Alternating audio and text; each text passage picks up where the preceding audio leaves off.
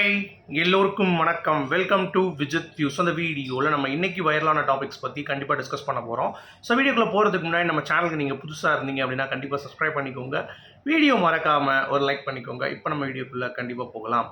So இன்றைக்கி நம்ம பார்க்க போகிற 3 டாபிக் அப்படிங்கிறதை தாண்டி நம்ம ஏற்கனவே சொன்ன மாதிரி ரித்தன்யா அவர்கள் தான் காரணம் அப்படின்ற மாதிரி இந்த வழக்கு முடிய போகுதுன்றதை சொல்லியிருந்தோம். ஸோ ரித்தன்யா மரணத்தில் ஏற்பட்ட எதிர்பாராத ஒரு திருப்பம் பற்றி தான் இந்த வீடியோவில் நம்ம பார்க்க போகிறோம். இது முதல் பாயிண்ட்டு. ரெண்டாவது பார்த்தீங்க அப்படின்னா, ரித்தன்யா அவர்களுடைய அப்பாவுடைய உண்மை முகம் வெளிவந்துருச்சு அப்படின்ற மாதிரி நிறைய ரூமர்ஸ் கிளம்பிட்டு இருக்கு. அதில் நாங்களாம் ஒரு ஜேர்னலிஸ்ட் அப்படின்ற மாதிரி உட்காந்துக்கிட்டு பேசிகிட்டு இருக்கானுங்க. ஸோ அதனுடைய உண்மைத்தன்மை என்ன அப்படிங்கிறதை பற்றி பார்க்க போகிறோம். அடுத்து கவின் கொடுத்த ஒரு வாக்குமூலம் அப்படிங்கிறதை நம்ம கண்டிப்பாக டிஸ்கஸ் பண்ண போகிறோம். ஓகே, ஸோ இதெல்லாம் பார்க்குறதுக்கு முன்னாடி சேனல் புதுசாக இருக்கவங்க கண்டிப்பாக லைக் பண்ணிக்கோங்க, வீடியோவை சேனலை சப்ஸ்கிரைப் பண்ணிக்கோங்க. இப்போ நம்ம வீடியோக்குள்ளே கண்டிப்பாக போகலாம். ஸோ ரித்தன்யா அப்படின்ற அந்த ஒரு பேர் அப்படின்றது தமிழ்நாட்டே உலுக்கி போட்டுருச்சு. அதுக்கடுத்து கொஞ்சம் கொஞ்சமாக பார்த்திங்கன்னா அந்த நியூஸ் அப்படி டிசால்வ் ஆகிடுச்சு. ஏன்னா மக்கள் அந்த கேஸ் ஜூலை இருந்துச்சு, அதுக்கடுத்து ஆகஸ்ட் 14க்கு தள்ளி வைக்கப்பட்டிருக்கு அப்படிங்கிறதை சொன்னோடனே சரி ஓகே, இதுக்கும் தாமதமாக அப்படியே விட்டுருவாங்க, ரித்தன்யாவுடைய மாமியார் குடும்பம் வெளியே வந்துடுவாங்க அப்படின்ற மாதிரி நிறையா கருத்துக்கள் பார்த்திங்கன்னா பரவ ஆரம்பிச்சிருச்சு. ஓகே, ஸோ அதெல்லாம் ஒரு பக்கம் நம்ம மனதை ஆறுதல் படுத்தி சரி ஓகே நமக்கு எப்படியும் நீதி கிடைக்கும், கொஞ்சம் வெயிட் பண்ணாலும் தாமதமாக நீதி கிடைக்கும்னு சொல்லிட்டு ஒருத்தவங்க சில மக்கள் வெயிட் பண்ணிட்டு இருக்காங்க அப்படிங்கிறது ஒரு பக்கம் பார்க்குறப்ப இப்போ ஒரு தகவல் கிடச்சிருக்கு. அதாவது ரித்தன்யா அவர்களுடைய ஃபேமிலிக்கு ரித்தன்யா இறந்ததை பற்றி தெரியும். ரித்தன்யாவுடைய ஆடியோ முழுவதுமே பார்த்திங்கன்னா ஃபேக்குன்னு கிடையாது. அந்த ஆடியோ முழுவதுமே அவங்க அப்பா அம்மாவை காப்பாற்றுவதற்காக ரித்தன்யா செய்த தியாகமாக கருதுகிறோம் அப்படின்ற மாதிரியான ஒரு கண்ணோட்டத்தில் இப்போ ஒரு அஜெண்டா பார்த்திங்கன்னா பரவ ஆரம்பிக்குது. அப்புறம் ரித்தன்யாவுக்கு அந்த ஒரு கேஸை எடுத்து ஒரு போராட்டம் பண்ணுற மாதிரி ஒரு பிளான் பண்ணி வச்சுருந்தாங்கல்ல, அந்த போராட்டம் கடைசி வரைக்கும் நடக்கலை. அந்த ஒரு ரேலி மாதிரி பிளான் பண்ணியிருந்தாங்க, அது நடந்துச்சு. அதுக்கடுத்து ஒரு போராட்டமாக பிளான் பண்ணியிருந்தாங்க. அப்படி பிளான் பண்ணும் பொழுது ஒருத்தர் அவரை அரெஸ்ட் பண்ணி வச்சுருக்காங்க. இந்த மாதிரி ஏகப்பட்ட இந்த ரித்தன்யா விஷயத்தில் அவ்வளோ தூரம் நிறைய எதிர்பாராத ஒரு திருப்பம் நடந்திருக்கு அப்படிங்கிறது பார்க்க முடியுது. சரி, ரித்தன்யாவுடைய மரணம் அப்படிங்கிறதை தாண்டி ரித்தன்யா தான் கிரிமினல் அப்படிங்கிறதை ஊர்ஜிதப்படுத்துகிறாங்க. அதாவது கவினுடைய ஃபேமிலி என்ன பண்ணுறாங்க அப்படின்னா, அவங்க வெளியே வராமல் இந்த மாதிரி ஜேர்னலிஸ்ட் கிட்ட காசை கொடுத்து சில விஷயங்கள் பேச வைக்கிறாங்க அப்படிங்கிறது புரியுது. அதாவது ரித்தன்யாவுடைய ஆடியோ அவ்வளோ கிளியராக இருந்து என்னுடைய இறப்பிற்கு காரணம் 3 பேர் அப்படின்றத சொன்ன பிறகும் இவங்க இந்த மாதிரி ஒரு அஜெண்டாவை திணிக்கிறாங்க அப்படிங்கிறதை பார்க்கும் பொழுது நமக்கு ரொம்ப வேதனையாக இருக்குது. அதாவது மக்கள் ரொம்ப கொந்தளிச்சு போயிருக்காங்க. அதில் ஒரு கமெண்ட் நான் பார்த்தேன், அதை பேசிடுவோம். அதுக்கடுத்து நான் என்னுடைய கருத்துக்கள் சொல்கிறேன். அதாவது என்ன சொல்கிறாங்க அப்படின்னா, அந்த பெண்ணை திருமணம் செய்வதற்கு முன்னாடியே, அதாவது செய்து வைக்கிறதுக்கு முன்னாடியே ஒரு தற்கொலை முடிவு பார்த்திங்கன்னா அவங்க 2022 பண்ணியிருக்காங்கன்ற மாதிரி சொல்லியிருந்தாங்க. ஸோ அதை முடிவு பண்ணிட்டீங்க தெரியுமா, அந்த பொண்ணை நாங்கள் கல்யாணம் பண்ணிக்கிறோன்னு. அப்போவே அந்த பையன் வீட்டுக்கு பார்த்திங்கன்னா அவ்வளோதான், சனி பிடிச்சிருச்சு, முழுக்க சனி பிடிச்சிருச்சு. ஸோ ஏன்னா ரித்தன்யா அதிகம் அடம் பிடிக்கும் ஒரு பெண். அதை பெண் வீட்டார் பார்த்திங்கன்னா திருமணம் செய்து வைக்காமல் அவங்களோட வீட்டிலே பாதுகாப்பாக வச்சுருக்கணும். இந்த பொண்ணுக்கு எதுக்கு திருமணம் செஞ்சு வச்சாங்க அப்படின்ற மாதிரி அந்த ஒரு கேள்வியை எழுப்புறாங்க யாரும் ஒரு கமெண்ட்டில். இப்போ அப்படியே ரித்தன்யாவுக்கு எதிராக கமெண்ட் செக்ஷனும் மாறுகிறது. இதுக்கு பேர் தான் சப்கான்ஷியஸ் மைண்டில் ரெஜிஸ்டர் பண்ணுறது. இதை தான் நிறைய ஜேர்னலிஸ்ட் பண்ணிகிட்டு இருக்கானுங்க. கவின் குடும்பம் நல்லவங்க வல்லவங்க அப்படின்ற மாதிரி சொல்லிட்டு ரித்தன்யாவுடைய குடும்பமே கெட்டவங்க, ரித்தன்யா அவங்க அப்பா அம்மா காப்பாற்றுறதுக்கு தான் அந்த ஆடியோ வெளியிட்டிருக்காங்க அப்படின்ற மாதிரி கேஸை திசை திருப்பும் வகையில் இந்த கேஸோடைய அடிநாதம் மாறுது அப்படிங்கிறதை பார்க்கும் பொழுது நிஜமாக வேதனையாக இருக்குது அப்படிங்கிறது தான். சரி, இதெல்லாம் ஒரு பக்கம் இருக்கட்டும். ரித்தன்யாவுடைய உடற்கூறாய்வு முடிவுகள் வந்துச்சு அப்படின்னு சொல்லியிருந்தாங்கல்ல, அதில் என்னப்பா மனம் ரீதியாக உடல் ரீதியாக அந்த பொண்ணு சொல்லியிருக்க ஆடியோவில் இதில் ஒரு வெங்காயமும் இல்லை. உடல் உறுப்பு மட்டுமே எங்களுக்கு அதாவது உடற்கூறாய்வு மட்டுமே வேண்டாம், அதை தாண்டி உடல் உறுப்புகள் இருக்கும்ல, ஸோ அதோடைய எனக்கு ஃபுல் அண்ட் ஃபுல் டீட்டெயில் வேணும். அதாவது அவங்க குடித்த அந்த விஷம் மருந்து எந்த இடத்துல போய் எங்கே ரியாக்ட் ஆச்சு அப்படின்ற முழு டீட்டெயிலும் எனக்கு வேண்டும் அப்படின்ற மாதிரி நீதிபதி பார்த்திங்கன்னா ஆணையிட்டார். ஸோ அந்த விஷயத்துலேயும் பெருசாக ஹோப் இல்லை அப்படின்ற மாதிரி சொல்கிறாங்க அது ரித்தன்யா சைடில். அடுத்து மனம் உடல் ரீதியாக சொல்லும் பொழுது அதுவும் எதுவும் இல்லைன்னு சொல்லி வந்திருக்கு கோர்ட்லேருந்து. அப்புறம் வரதட்சணை கொடுமை இருக்கான்னு கேட்டிங்க அப்படின்னா அது இல்லவே இல்லை. 90% கவின் ஃபேமிலி பார்த்திங்கன்னா ஒரு ஒன்றுமே ஒரு கைப்படாத ஒரு நல்ல குடும்பம், யாரையும் எந்த ஒரு இதுவும் பண்ணாத குடும்பம் அப்படின்ற மாதிரி பார்த்திங்கன்னா வந்திருக்கு. இது 3வது ஒரு செய்தி. சரியா? அடுத்து கவின் ஃபேமிலி இன்டர்வியூ கொடுக்குறது எதுவுமே வந்து வெளியே நடக்க மாட்டேங்குது. அவங்களுடைய சொந்தக்காரங்களா இருக்கலாம், இல்லை யாரும் வந்து கொடுக்க மாட்றாங்க. அப்படிங்கிறப்ப இதை ஒரு அஜெண்டா வந்து பார்த்தீங்கன்னா திருப்புறாங்க. இன்னொன்று ரித்தன்யாவுடைய அப்பா மேலே பயங்கரமான சந்தேகம் இருக்குது. அதாவது அவர் தான் பொண்ணுடைய இறப்பு அவருக்கு ஏற்கனவே தெரியும். ஏன்னா ஏற்கனவே தற்கொலை பண்ணியிருக்கா அந்த பொண்ணு. இப்பயும் பண்ணுறதுக்கு அவருடைய நடவடிக்கையில் நமக்கு சேஞ்ச் தெரிஞ்சுது. ஏன்னா இறந்தவனே 108க்கு ஃபோன் பண்ணல, அவருடைய காரில் எடுத்துகிட்டு போனார். ஹாஸ்பிட்டலுக்கு கூட்டு போகாமல் நேராக வீட்டுக்கு கூட்டு போனார். அப்புறம் வந்து சப் இன்ஸ்பெக்டர் வந்துட்டு நிப்பாட்டிட்டு ஹாஸ்பிட்டல் கூட்டு போங்க, ஜிஹெச் கூட்டு போங்க சொல்லி ஒழுங்கு மரியாதையை வந்து கூட்டு போனாங்க.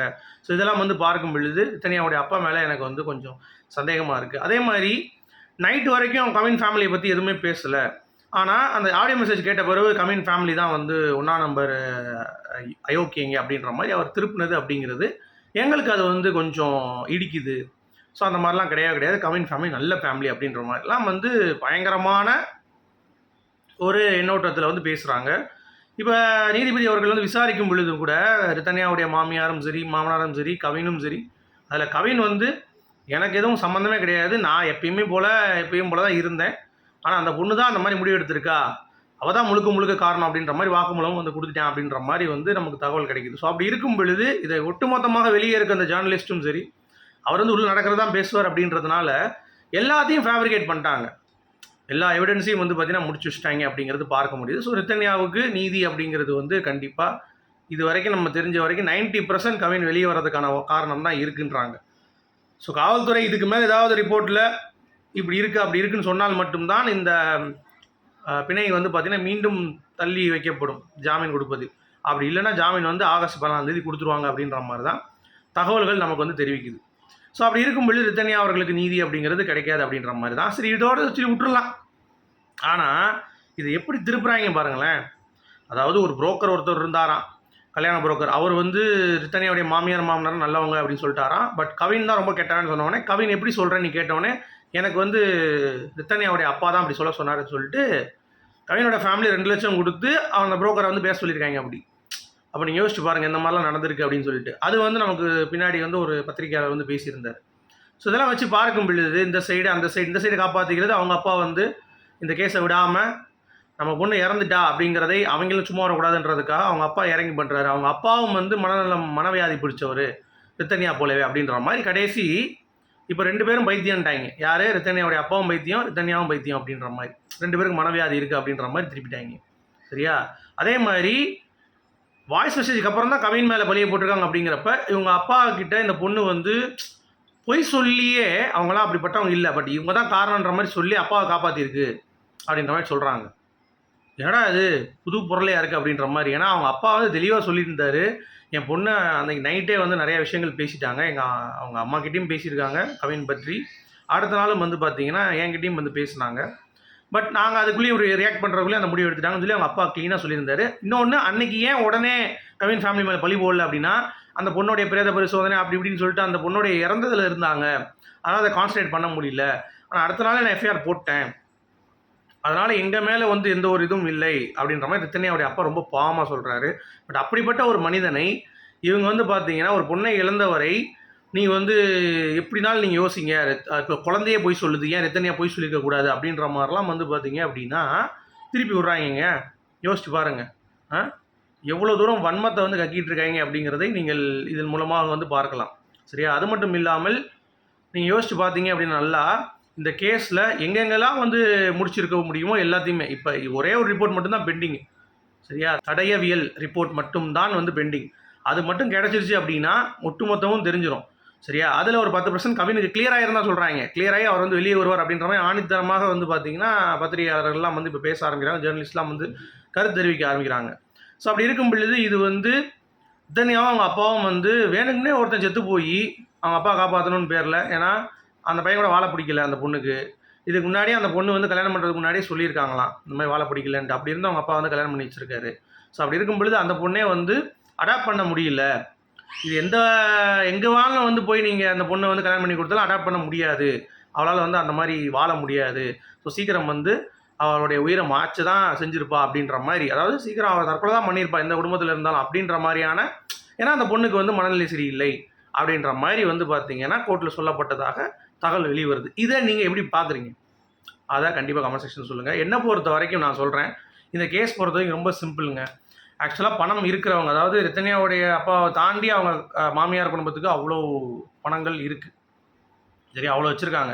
ஸோ அப்படி இருக்கும் பொழுது அவங்க வந்து ஹையர் பண்ணி நிறைய விஷயங்கள் பண்ணி கொஞ்சம் அஜெண்டா ட்ரிவன் வந்து பண்ணிகிட்டு இருக்காங்க. ஏன்னா வெளியே வரணும்ல, இப்போ யாரும் சொல்ல முடியாது. இப்போ ஈஸியாக அவங்கள பழி போடணும் அப்படின்னா, ரித்தன்யாவுக்கு மனசு சரியில்லை, டக்கு டக்குன்னு கோவப்படுவா, பட்டு பட்டு நெறிஞ்சுழுவா. அவள் வந்து அவள் கூட எப்படி வாழ முடியும்? டக்குன்னு இப்போ எப்படி சொல்கிறது, இப்போ திமிரு படத்தில் இந்த ஈஸ்வரி கேரக்டர் கேள்விப்பட்டிருப்பீங்கல்ல, ஒரு கிடைக்கல அப்படின்னா உடனே லவ் பண்ணால் தான் சரி அடித்து தூக்கி தும்சம் பண்ணுவோம். அந்த மாதிரியான ஒரு கேரக்டர் தான் ரித்தன்யா அப்படின்ற மாதிரிலாம் வந்து பார்த்தீங்கன்னா நல்லா வந்து பொங்க வைக்கிறாங்க இப்போது. அது பொங்க வைக்கிறது யாராலும் நம்பலாம், மக்கள் நம்புவதற்கு முட்டாள் இல்லை அப்படிங்கிறது தான். இந்த சமயத்தில் கூட ரித்தன்யா அவர்களுக்கு நீதி கிடைக்கணும் அப்படின்றதுக்காக தான் நம்மளும் வந்து பேசிகிட்டு இருக்கோம். பட் அது கிடைக்குமா இல்லையா அப்படிங்கிறது என்ன அப்படிங்கிறது தெரில. அது மட்டும் இல்லாமல் ரித்தன்யா வழக்கில் சம்மந்தப்பட்ட ஒருவர் கைது ஆனார் அப்படின்ற மாதிரி ஒரு தகவல் வந்துச்சுல்ல. அது எப்போ அப்படின்னா, இந்த போராட்டம் நடக்கும் பொழுது இவங்கெல்லாம் பிளான் பண்ணுறாங்க. அடுத்து வந்து அரசியல் கட்சி யாராவது பெரிய ஆளை கூப்பிட்டு வச்சு நம்ம வந்து பெரிய போராட்டம் பண்ணலான்னு. அதுக்குள்ளேயே வந்து என்ன பண்ணுறாங்க, அந்த ராஜகுரு அப்படின்னு சொல்லிட்டு ஒரு அரசியல் கட்சியில் இருப்பார், அவர் வந்து அரெஸ்ட் பண்ணிட்டாங்க. அதனால் அந்த போராட்டம் வந்து பார்த்திங்கன்னா நடக்கலை.